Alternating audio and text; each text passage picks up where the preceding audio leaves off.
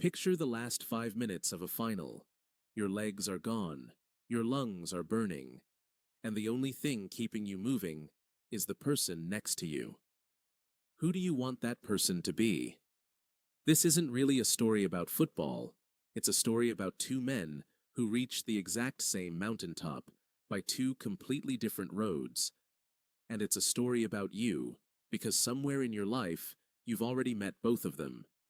Start with what they built. Because before anything else, you have to feel this. Two kids, from two very different corners of the world, who turned themselves into the greatest to ever do it.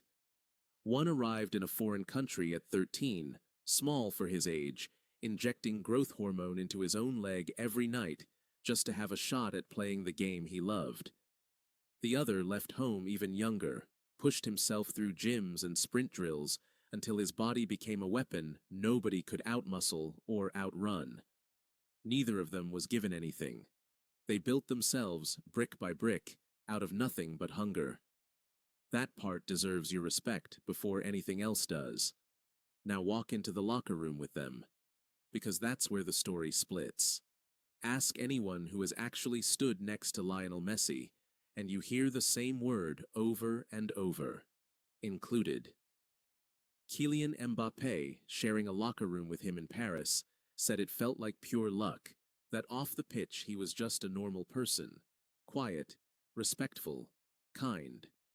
Luis Suarez, who spent years beside him at Barcelona, said Messi always made him feel like he belonged, no matter who he was compared to. Xavi put it simplest of all. A true star, he said, makes everyone around them glow brighter. Not brighter than him. Brighter because of him. Now stand next to Cristiano Ronaldo, and you feel something different. Not warmth. Weight. Manuel Neuer, a World Cup winner himself, once admitted it outright. Total respect for what he's achieved, Neuer said, but the second you're on the pitch with him, you have to show him who's boss. Think about that sentence for a second. That's not how you talk about a friend. That's how you talk about someone you're bracing yourself against. Here's the moment that says it all without a single stat. A missed shot. A dropped pass. Watch what Messi does. He claps. He calls out. He runs back to get the ball again like nothing happened. Now watch Ronaldo in the same moment. The arms fly up. The face twists. The whole stadium feels it. And so does the teammate who just made the mistake, standing there, shrinking, waiting for it to pass.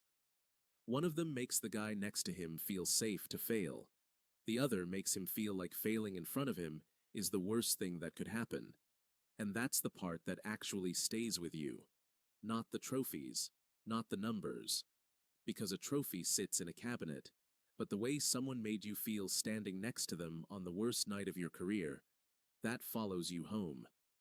You felt this already, somewhere far from football. The boss who noticed the good thing you did before you even mentioned it, and the one who only ever noticed what you got wrong. The friend who cheered when you succeeded, meant it, no jealousy in their eyes, and the one who congratulated you with a smile that didn't quite reach their eyes. You already know exactly which one you'd run through a wall for. That's the real question underneath all of this. Not who scored more, or who won more, because that argument will run forever, and it should. They were both impossible, both magnificent, both worth every second you ever spent watching them. The real question is simpler, and it's the one that actually matters in your own life. When things fall apart, who do you want standing next to you?